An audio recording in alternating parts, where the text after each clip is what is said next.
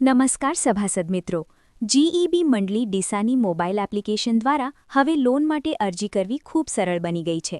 આ વિડીયોમાં આપણે જાણીએ કે એપ્લિકેશનમાં લોન માટે કેવી રીતે અરજી કરવી। સૌપ્રથમ તમારા મોબાઈલમાં જીઈબી મંડળી ડીસાની એપ્લિકેશન ઓપન કરો। ત્યારબાદ સોસાયટી મેમ્બર લોગિનમાં જઈ તમારી કંપની પસંદ કરો। પછી તમારો એમ્પ્લોયી નંબર અને પાસવર્ડ દાખલ કરી લોગિન કરો। લોગિન થયા પછી સર્વિસીસ વિભાગમાં જાઓ।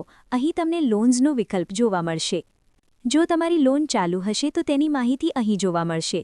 વ્યૂ ડિટેલ્સમાં તમારું નામ, લોન તારીખ, લોન રકમ, વ્યાજ દર, કુલ હપ્તા, મંથલી ઈએમઆઈ, બાકી મૂડી, બાકી વ્યાજ અને કેટલા હપ્તા બાકી છે તે વિગતવાર જોઈ શકશો। જો તમારે લોનનું સ્ટેટમેન્ટ જોવું હોય તો વ્યૂ સ્ટેટમેન્ટ પર ક્લિક કરો। અહીં તમારા તમામ લોન ટ્રાન્ઝેક્શન જોવા મળશે। આ માહિતી તમે એક્સેલ અથવા પીડીએફમાં ડાઉનલોડ પણ કરી શકો છો।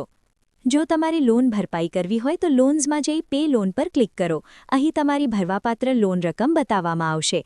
દર્શાવેલ મંડળીના બેંક એકાઉન્ટમાં ટ્રાન્સફર કરીને લોન ભરપાઈ કરી શકશો। હવે નવી લોન માટે અરજી કરવા અપ્લાય લોન પર ક્લિક કરો। અહીં તમારા બેઝિક પગાર પ્રમાણે મળવાપાત્ર મેક્સિમમ લોન બતાવવામાં આવશે।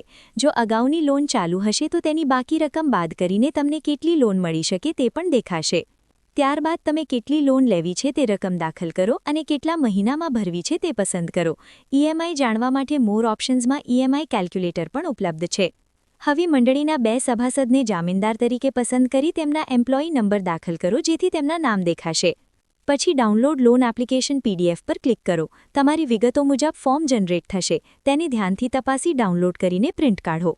ફોર્મ પર તમારી તથા જામીનદારની સહીઓ કરાવી 300 રૂપિયાનો એગ્રીમેન્ટ સ્ટેમ્પ, પગાર સ્લિપ અને જરૂરી દસ્તાવેજો સાથે મંડળીની ઓફિસમાં સબમિટ કરો। મંડળી દ્વારા તમારી અરજી ચકાસ્યા બાદ ડિજિટલ રજિસ્ટરમાં નોંધ થશે અને પ્રાયોરિટી પ્રમાણે લોન મંજૂર કરવામાં આવશે। તેની જાણ મંડળીના વોટ્સએપ ગ્રુપમાં કરવામાં આવશે।